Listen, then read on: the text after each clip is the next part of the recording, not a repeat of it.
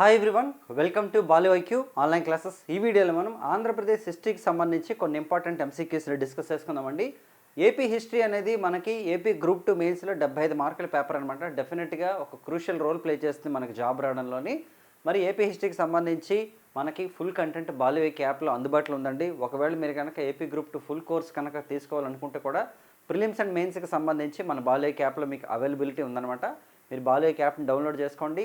Last time AP హిస్టరీలో చాలా మంచి స్కోర్ అయితే మన స్టూడెంట్స్కి వచ్చిందండి. ఈవెన్ ఇండియన్ హిస్టరీలో కూడా చాలా మంచి కంటెంట్ మనం డిస్కస్ చేయడం జరిగింది, అలాగే ఇండియన్ పాలిటీ కూడా. సో మీకు కనుక ఆ కంటెంట్లు ఓన్లీ ఇవే కావాలి, ఫుల్ కోర్సెస్ అక్కర్లేదు, కేవలం నేను చెప్పిన AP history, polity, Indian history కావాలనుకుంటే కూడా మన బాలు ఐక్యూ యాప్ని మీరు డౌన్లోడ్ చేసుకోండి. మరి ఫస్ట్ క్వశ్చన్ చూద్దాం. క్రింది వానిలో ఆంధ్రరత్న అనే బిరుదు ఎవరికి ఉందంట? ఆప్షన్స్ చూద్దామండి. ఉన్నవ లక్ష్మీనారాయణ, దుగ్గిరాల గోపాలకృష్ణయ్య, గాడిచెర్ల హరిసర్వత్తమరావు, టంగుటూరి ప్రకాశం పంతులండి. ఆన్సర్ వచ్చేసి మనకి దుగ్గిరాల గోపాలకృష్ణ గారండి. సో దుగ్గిరాల గోపాలకృష్ణ గారు ఏంటంటే మనకి చీరాల పేరాల ఉద్యమం, ఓకే, చీరాల పేరాల ఉద్యమం ఏంటంటే మనకి సహాయ నిరాకరణ ఉద్యమం టైంలో జరిగిందనమాట. ఓకే, చీరాల పేరాల జాండ్రపేట అని చెప్పేసి కొన్ని ప్రాంతాలని బ్రిటిష్ ప్రభుత్వం మున్సిపాలిటీగా ప్రకటించింది. అయితే అప్పట్లో ప్రారంభంలో ఎవరు కూడా పెద్దగా పట్టించుకోలేదు, కానీ ట్యాక్సెస్ కట్టే సమయానికి మాత్రం పబ్లిక్లో ఒక రెవల్యూషన్ వచ్చిందండి. ఆ రెవల్యూషన్ ఏదైతే ఉందో దానికి నాయకత్వం వహించిన వ్యక్తి మనకి దుగ్గిరాల గోపాలకృష్ణ గారు అనమాట. మరి ఈయన రామదండు అనే పేరుతోని ఒక దళాన్ని ఏర్పాటు చేసుకొని ఈ ఉద్యమాన్ని అయితే రన్ చేయడం జరిగిందనమాట. అలాగే దగ్గరలో ఉన్నటువంటి ప్రాంతానికి అనమాట, అంటే మున్సిపాలిటీ మొత్తాన్ని ఖాళీ చేసి వేరే ప్లేస్కి వెళ్ళిపోతారు. అక్కడ ఉన్న పబ్లిక్ అంతా కూడా రామ్నగర్ అని పెడతారు దానికి. దీనికి గాంధీ గారి యొక్క సపోర్ట్ కూడా వచ్చిందనమాట. చాలా ఇంపార్టెంట్ చీరాల పేరాల మున్సిపాలిటీకి సంబంధించినటువంటిది. మరి అలాగే తీసుకుంటే మనకి గాడిచెర్ల హరిసర్వత్తమరావు గారు కానీ, ఉన్నవ లక్ష్మీనారాయణ గారు కానీ, లేదంటే టంగుటూరి ప్రకాశం పంతులు గారు కానీ, వీళ్ళంతా కూడా మనకి ఏపీ హిస్టరీలో చాలా ఇంపార్టెంట్ అండి. సరే మనకి మాలపల్లి అనేటటువంటి ఒక పుస్తకాన్ని రచించారు ఉన్నవ లక్ష్మీనారాయణ గారు. అలాగే నెక్స్ట్ తీసుకుంటే మనకి గాడిచెర్ల హరిసర్వత్తమరావు గారు తీసుకుంటే మనకి ఆంధ్ర తిలక్ అని చెప్పేసి ఆయనకి పేరుందండి. హోమ్ రూల్ ఉద్యమంలో మనకి చేయడం జరిగింది. అలాగే టంగుటూరి ప్రకాశం గారు తీసుకుంటే మనకి ఆంధ్ర కేసరి లేదా మనకి మద్రాస్ కేసరితో ఆయన పాపులరు. అలాగే మనకి ఆంధ్ర రాష్ట్రం 1953లో ఏర్పాటైన తర్వాత మొట్టమొదటి ఆంధ్ర రాష్ట్ర ముఖ్యమంత్రిగా మనకి టంగుటూరి ప్రకాశం పంతులు గారు చేశారనమాట. సో చాలా ఇంపార్టెంట్ ఇవన్నీ కూడా. ఇక్కడ చూడండి, చీరాల పేరాల ఉద్యమానికి నాయకత్వం వహించిన దుగ్గిరాల గోపాలకృష్ణ గారికి ఆంధ్రరత్న అనేటువంటి బిరుదు ఉందనమాట. మరి ప్రస్తుతం బాపట్ల జిల్లాలో ఉంది చీరాల పేరాల గ్రామాలు అనేవి. అయితే 4,000 కాస్త 40,000 ట్యాక్స్ అయింది, అందుకని చెప్పేసి చీరాల పేరాల్లో మనకు ఉద్యమం జరిగింది. సో మీరు మెయిన్లీ నేర్చుకోవాల్సింది ఏంటంటే ఆంధ్ర ప్రాంతంలో జాతీయ ఉద్యమం టైంలో మనకి వందే మాతర కాలంలో జరిగిన సంఘటనలు ఏంటి, సహాయ నిరాకరణలో జరిగిన సంఘటనలు ఏంటి, హోమ్ రిలీగ్ ఉద్యమ కాలంలో ఆంధ్రాలో జరిగిన సంఘటనలు ఏంటి, ఇలా అడుగుతారు. మనకి క్విట్ ఇండియా ఉద్యమం సమయంలో ఏంటి మనకి, ఓకేనండి. ఇవన్నీ అంటే కర్నూలు సర్క్యులర్ గురించి కానీ, లేదంటే కళా వెంకటరావు గారి గురించి కానీ, ఇవన్నీ మనకు అడుగుతారు గ్యారంటీగాను. జాతీయ ఉద్యమం మనం కరెక్ట్గా నేర్చుకున్నట్లయితే 75లో మనకి 10 మార్కులు పక్కా వస్తాయి అనమాట. 10 మార్కులు అంటే చాలా అసోసియేట్ ఉంటుంది అందులోని. ఓ రోజు మనం ఒక సెషన్ పెట్టుకుందాం ఏపీ హిస్టరీకి సంబంధించి, వీలైతే లైవ్ సెషన్ డిస్కస్ చేద్దామండి. మరి నెక్స్ట్ చూద్దాం నెక్స్ట్ క్వశ్చన్ చూద్దామండి. నన్నయ్య ఎవరి ఆస్థాన కవట? నన్నయ్య ఆప్షన్స్ చూద్దాం. మొదటి పులకేసి, రాజరాజ నరేంద్రుడు, గుణగ విజయాదిత్యుడు, అమ్మరాజు అండి. మన ఆన్సర్ వచ్చేసి మనకి రాజరాజ నరేంద్రుడు అండి. సో రాజరాజ నరేంద్రుని యొక్క ఆస్థానంలో మనకు వచ్చేసి నన్నయ్య ఉండేవారండి. నన్నయ్యని మనం ఆది కవిగా చెప్తాం అనమాట. మరి నన్నయ్య వచ్చేసి మనకి మహాభారతంలోని 2.5 పర్వాలను మనకి తెలుగులోకి అనువదించారనమాట. ఏంటంటే అవి ఒకటి ఆది పర్వం, రెండోది సభాపర్వం, మూడోది వచ్చేసి అరణ్య పర్వంలో సగభాగం. మరి ఈ తెలుగులో రచించినటువంటి ఏదైతే మనకి మహాభారతం ఉందో దాన్ని తెలుగులోకి రాయడం కోసం ఎవరు సపోర్ట్ చేశారంటే నారాయణ భట్టు అని అతను సపోర్ట్ చేశారండి. అందుకని చెప్పేసి రాజరాజ నరేంద్రుడు అతనికి నందంపొడి అనేటటువంటి అగ్రహారాన్ని అయితే ఇవ్వడం జరిగిందనమాట. చాలా ఇంపార్టెంట్. మరి మనం కవిత్రయంగా చెప్పుకుంటాం ముగ్గురిని, నన్నయ్య, తిక్కన, ఎర్రాపరగడ అని చెప్పేసి. నన్నయ్య తూర్పు చాళుక్యులోని రాజరాజ నరేంద్రుడు ఆస్థాన కవి అండి. అలాగే నెక్స్ట్ తీసుకుంటే మనకి తిక్కన మనుమసిద్ధి యొక్క ఆస్థాన కవి. మనుమసిద్ధి వచ్చేసి మనకి కాకతీయుల కాలంలో కాంటెంపరీగా ఉంటారనమాట యాక్చువల్లీ మనకి. మరి ఆయన ఆస్థాన కవి మనకి తిక్కనండి. మరి మూడో పర్సన్ ఎవరండి అంటే మనకి ఎర్రాప్రగడ అండి. ఆయన వచ్చేసి ప్రోలయ వేమారెడ్డి, అంటే రెడ్డి రాజుల్లో ప్రోలయ వేమారెడ్డి దగ్గర అనమాట తిక్కన మనకు ఎర్రాప్రగడ ఉంటారనమాట. ఈ ముగ్గురు చాలా ఇంపార్టెంట్ మనకి. నెక్స్ట్ తీసుకుంటే అలాగే రాజరాజ నరేంద్రుడు ఏంటి మనకి విమలాదిత్యుని యొక్క కొడుకు. విమలాదిత్యుని యొక్క స్పెషాలిటీ ఏంటంటే మనకి జైన మతాన్ని ఆదరించినటువంటి ఏకైక తూర్పు చాళుక్య రాజుగా మనం చెప్తాం. రైట్, నెక్స్ట్ క్వశ్చన్ చూద్దాం. రైట్, కందుకూరి వీరేశలింగం గారు రాజమండ్రిలో మొదటి వితంతు వివాహాన్ని ఎప్పుడు నిర్వహించారంట? ఓకేనండి, ఫస్ట్ విడో రీమ్యారేజ్ అనమాట. అఫీషియల్గా కందుకూరి వీరేశలింగం గారు ఎప్పుడు జరిపించారు? 1875, 1881, 1893, 1901 అండి. 1881 అండి. 1881 డిసెంబర్ 11న అనమాట కందుకూరు వీరేశలింగం గారు వచ్చేసి మొదటి వితంతు పునర్వివాహాన్ని జరిపించారండి. భారతదేశంలో వితంతు పునర్వివాహ చట్టం మనకి 1856లో వచ్చిందనమాట.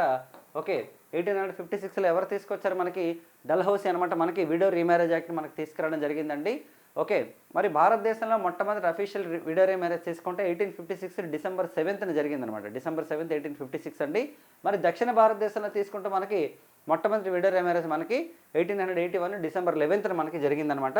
సో అయితే మరి ఎవరైతే కందుకూరు వీరేశలింగం ఉన్నారో కందుకూరు వీరేశలింగాన్ని ఏమని చెప్తారంటే మనకి సౌత్ ఇండియన్ విద్యాసాగర్గా చెప్తారండి. అంటే మనకి దక్షిణ భారతదేశ విద్యాసాగర్గా చెప్తారు. ఎందుకంటే మనకి టోటల్ ఇండియాలో అంటే ఎస్పెషల్లీ బెంగాల్ ఈ ప్రాంతాల్లో మనకి విద్యాసాగర్ వచ్చేసి ఉమెన్ రిఫార్మ్స్ కోసం ఫైట్ చేయడం జరిగిందనమాట. మనకి దక్షిణ భారతదేశంలో వీరేశలింగం గారు చేశారు కాబట్టి ఈయనకి మహదేవ గోవింద రణడే అనేటటువంటి పర్సన్ అనమాట. మనకి ఎంజీ రండే గారు వచ్చేసి దక్షిణ భారతదేశ విద్యాసాగరుడిగా మనకి బిరుదు ఇవ్వడం జరిగింది. నెక్స్ట్ అండి గ్రేట్ ప్రైమర్ అనే టైపును వావిళ్ళ రామస్వామి ఏ సంవత్సరంలో రూపొందించారు? ఏంటంటే గ్రేట్ ప్రైమర్ అనేటటువంటి ఒక టైప్ని వావిళ్ళ రామస్వామి ఏ సంవత్సరంలో రూపొందించారట? 1860, 1885, 1870, 1848 అండి, 1860 అండి. ఇది చాలాసార్లు ఎగ్జామ్స్లో అడిగారు మనకి ఏపీ హిస్టరీలో. మరి వావిళ్ళ రామస్వామి గ్రేట్ ప్రైమర్ అనే టైప్ని రూపొందించారండి. దీని తర్వాత తెలుగు ప్రచురణ వేగవంతమైంది, అంటే స్పీడప్ అయిందనమాట. అంటే ఒకప్పుడు టైపింగే కదా, ఇప్పుడంటే మనకు కంప్యూటర్స్ వచ్చాయి, క్వర్టీ కీప్యాడ్స్ మొబైల్ ఫోన్లో వచ్చేసాయి. కానీ ఒకప్పుడు వచ్చేసి మనకి ఇప్పుడైతే ఇంకా ఏఐ వచ్చింది, ఆర్టిఫిషియల్ ఇంటెలిజెన్స్ కూడా వచ్చిందనమాట.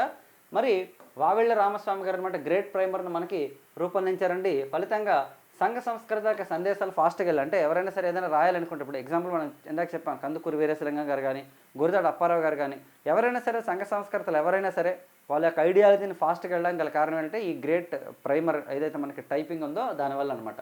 సో 1860లో జరిగింది ఇది. మరి భారతదేశంలో 1860లో మనకి బడ్జెట్ కూడా ఇంట్రడ్యూస్ చేస్తారు ఫస్ట్ టైం, అది కూడా గుర్తుపెట్టుకోవచ్చు మీరు. నెక్స్ట్ చెప్పండి, ఆంధ్ర తిలక్ అని ఎవరిని పిలుస్తారంట?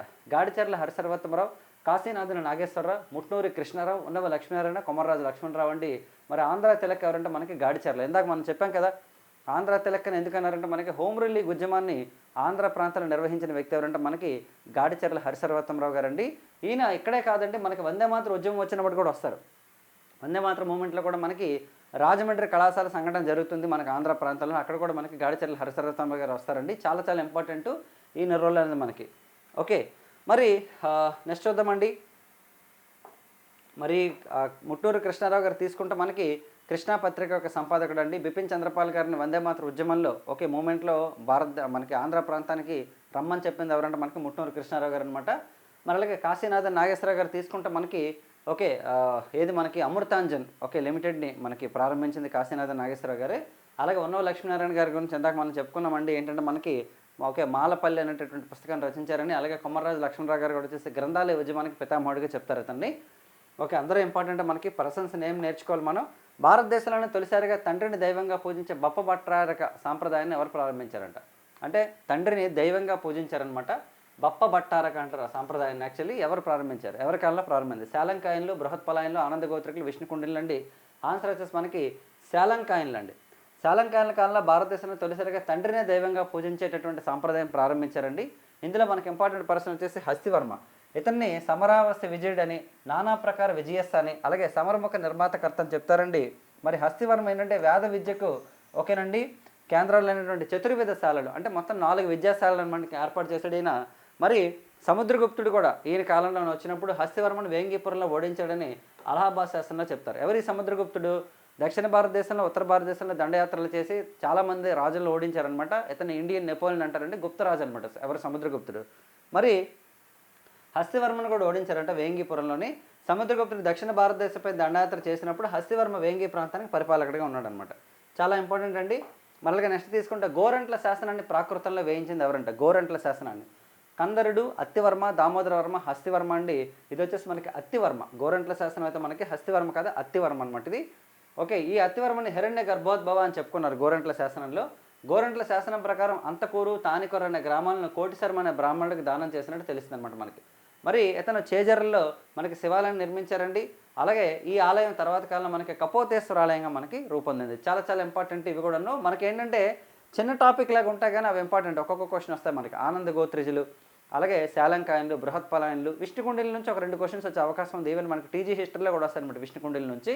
మరి నెక్స్ట్ చూద్దామండి, మొట్టమొదటి ప్రపంచ తెలుగు మహాసభలు ఏ ముఖ్యమంత్రి కాలంలో నిర్వహించారంట? పివి నరసింహారావు, నందమూరి తారక రామారావు, జలగం వెంగళరావు అండ్ కోట్ల విజయభాస్కర్ రెడ్డి అండి.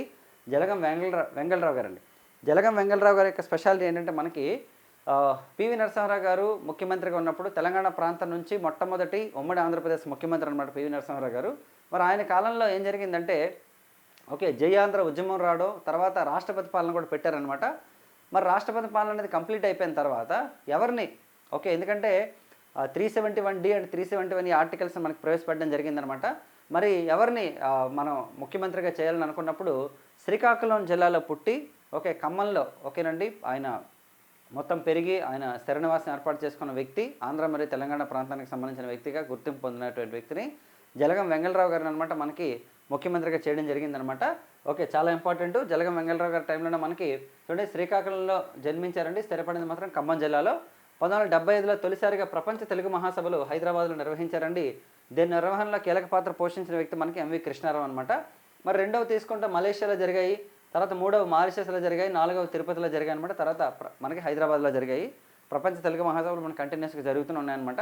మరి తెలుగు భాషని అధికార భాషగా ప్రకటించింది ఎవరిని అడిగితే మనకి 1966 అండి కాసు బ్రహ్మానంద రెడ్డి గారు. కాసు బ్రహ్మానంద రెడ్డి గారు వచ్చేసి మనకి ఆంధ్ర ప్రాంతానికి, ఆంధ్ర రాష్ట్రానికి, అంటే ఉమ్మడి ఆంధ్రప్రదేశ్కి ముఖ్యమంత్రిగా చేసినటువంటి వ్యక్తి. మరి ఆయన భారతదేశంలో మనకి ఆర్థిక సంఘానికి కూడా చైర్మన్గా చేశారండి. 6వ ఆర్థిక సంఘానికి మనకి చైర్మన్గా చేశారు, కేంద్ర ఆర్థిక సంఘానికి. ఇవ్వండి మనకి ఈ వీడియోలో ఏపీ హిస్టరీకి సంబంధించినటువంటి ఇంపార్టెంట్ ఎంసీక్యూస్. నేను నెక్స్ట్ టైం నుంచి మనకి అట్లీస్ట్ 10 క్వశ్చన్లు నేను మీకు ఇస్తాను ఏపీ హిస్టరీ నుంచి. ఒక సిరీస్ లాగా పెట్టుకుందాం, ఏపీ హిస్టరీ సిరీస్ అనేది. మనం ఆ సిరీస్లోంచి నెంబర్ ఆఫ్ క్వశ్చన్స్ కవర్ అయ్యే విధంగా మనం ప్లాన్ చేద్దామండి. వీలైతే ఆ 10 క్వశ్చన్స్ని మనం మన యాప్లోని ఒక టెస్ట్ లాగా కూడా కండక్ట్ చేసుకుందామండి. సో ఇదే అండి ఈ వీడియోకి సంబంధించినటువంటి ఇంపార్టెంట్ ఇన్ఫర్మేషను. సో మీకు కనుక ఈ వీడియో నచ్చినట్లయితే మన ఛానల్ని సబ్స్క్రైబ్ చేసుకోండి, వీడియోని లైక్ చేసి మీ ఫ్రెండ్స్తో షేర్ చేయండి.